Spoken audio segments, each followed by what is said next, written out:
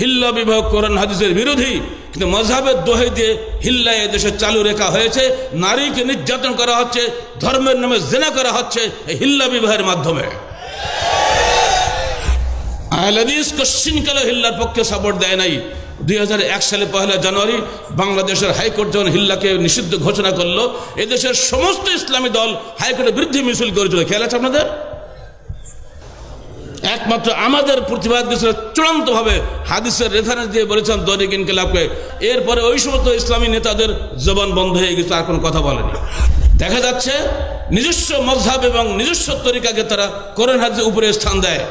কোরআন বলছে একটা মহিলাকে তালাক দিলে 3 মাসে 3 বার তালাক দিতে হবে। এরা বলে একসঙ্গে 3 তালাক দিলে 3 শেষ হয়ে গেল।